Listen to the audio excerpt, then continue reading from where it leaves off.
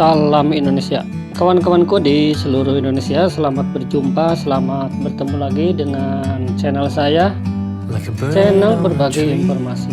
Dan pada kesempatan kali ini saya akan berbagi informasi tentang di tengah-tengah kabar gembiranya BPJS tahap kedua akan segera cair, justru kurang lebih 1 juta pegawai terancam gagal terima bantuan. Dan pada kesempatan kali ini saya akan mencoba memberikan pencerahan mana yang termasuk ke 1 juta pegawai yang terancam tidak akan menerima bantuan. Tapi sebelumnya bagi kawan-kawan yang belum subscribe ya, silahkan untuk subscribe dulu, karena subscribe itu gratis.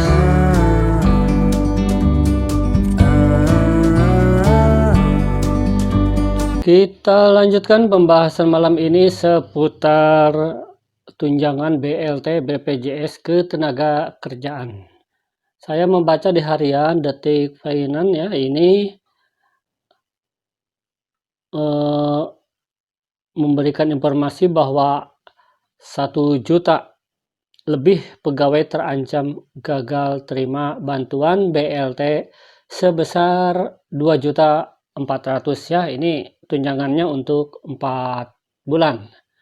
Jadi lalu hal apa saja yang bisa menyebabkan nih 1 juta pegawai terancam gagal? Jadi ini bukan gagal tetapi terancam gagal. Nah, ini adalah keterangannya seperti ini kawan, dan saya akan perbesar.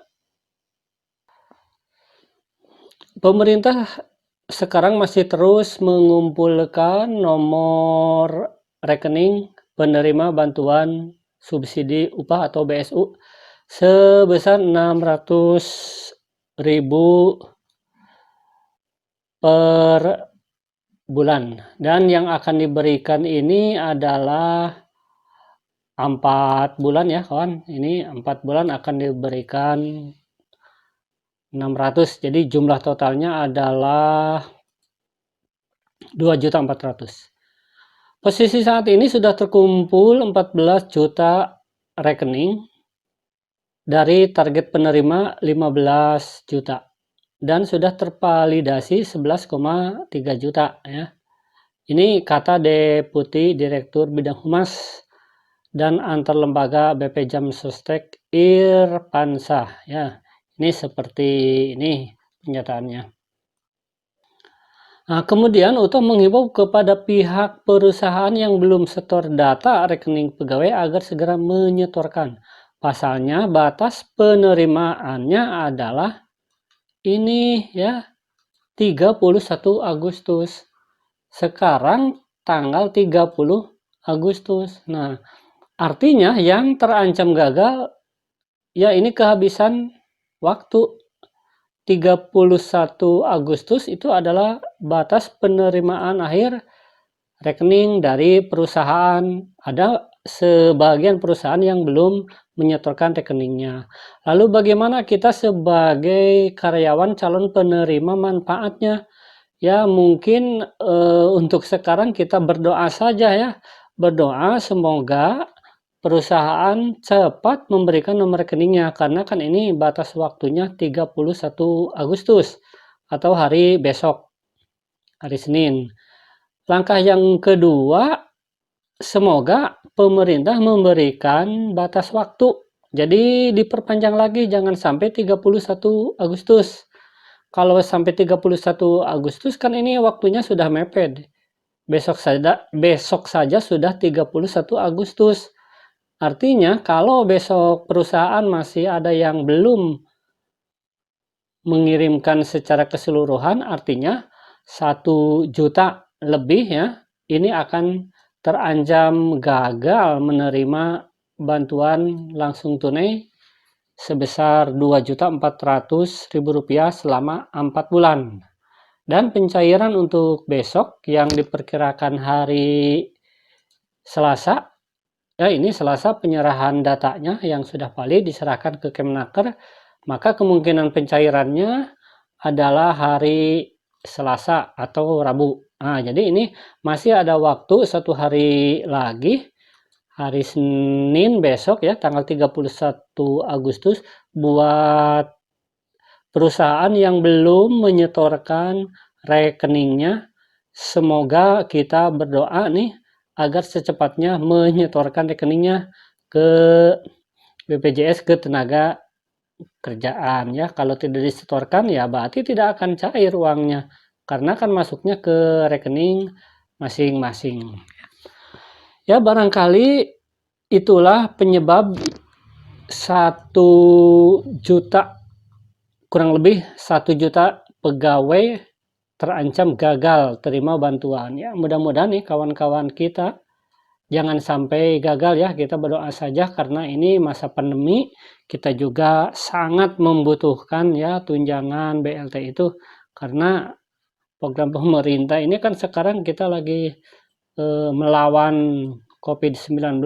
Jadi kalau tidak menerima bantuan ya susah juga ya, karena ekonomi sekarang lagi turun. Ya, kalau tadi adalah sedikit kabar yang sangat menyedihkan, memprihatinkan, 1 juta lebih akan terancam gagal menerima bantuan. Sekarang kita ke kabar gembira, ini BLT BPJS Ketenagakerjaan tahap 2 segera dicairkan. Tetapi, ini masih ada tetapi. Apakah data kita sudah valid atau belum? Ya, ini. Jadi bagi kawan-kawan nih, kalau kita selalu bertanya ke HRD, atau kalau di lembaga pendidikan sekolah itu HRD itu istilahnya operator ya. Untuk di sekolah sering disebut dengan operator, kan kalau kita sering bertanya ke HRD atau operator, mungkin kalau kita tidak berkomunikasi dengan baik ya mungkin sedikit apa itu nyesel atau jengkel atau apa ya, karena sekarang pasti banyak yang menelpon bertanya ke HRD, ini gimana, apakah sudah didaftarkan atau belum, ini pasti ya pasti, dan kita mengerti mungkin HRD ya lama-lama mungkin ada capek atau ada lelah atau. Nah, sekarang bagaimana nih untuk memvalidasi data kita, apakah kita ini yakin atau tidak data kita sudah valid ya. Nah, sementara dari pihak BPJS ini sebenarnya berbagai cara untuk melihat keaktifan peserta BPJS, baik melalui download aplikasi BPJS TKU, ini ada ya di Android atau di Play Store, silahkan, banyak cara. Ada yang melalui dengan SMS ya ke 2757, ini banyak cara. Nah, sekarang teman-teman ada yang menanyakan, ini bagaimana sih cara melihat data kita valid atau tidak. Nah, sekarang saya akan memberikan tutorial ya, ini melalui website, langsung ke SIPP ya kawan. Saya perkecil dulu. Nah, jadi ini di sini kita ketik SIPP BPJS Ketenagakerjaan ya .go.id. Kita langsung di enter saja. Nah, maka kita ini akan masuk ke tampilan seperti ini. Dan di sini silahkan ya dimasukkan emailnya apa ya, kemudian di sini sandinya apa. Maka setelah masuk di sini kita akan bisa melihat ya, dikoreksi valid atau tidak nih data kita. Ini bagi teman-teman yang mungkin penasaran ya. Kalau saya bisa membuka ini karena kebetulan saya adalah, kalau di lembaga pendidikan operatornya ya, kalau di perusahaan barangkali HRD-nya. Jadi saya bisa membuka akun SIP lembaga di saya. Nanti setelah masuk ke login ini kawan, kita melihat kevalidannya. Nah, seperti ini. Nah, jadi di sini data kita valid. Ada keterangan valid. Artinya kalau sudah valid begini ya, Jadi kita teman-teman mungkin dalam hati merasa bersyukur ya, data alhamdulillah sudah valid.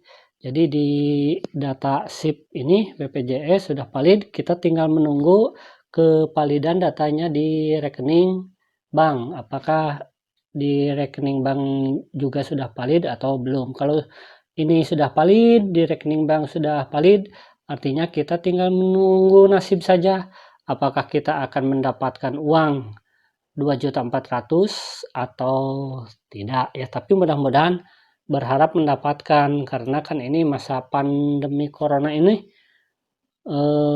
imbasnya, efeknya ke semua jenjang ya, baik ekonomi menengah, ekonomi bawah, atau ekonomi atas. Ya memang ini cukup berpengaruh juga gara-gara ada wabah ini. Apalagi sebagai ekonomi yang ada di bawah ya, ini bantuan ini sangat diharapkan sekali. Terima kasih kawan telah menonton video saya, semoga bermanfaat. Jangan lupa klik subscribe-nya agar saya semangat memberikan berita-berita yang bermanfaat. Assalamualaikum warahmatullahi wabarakatuh.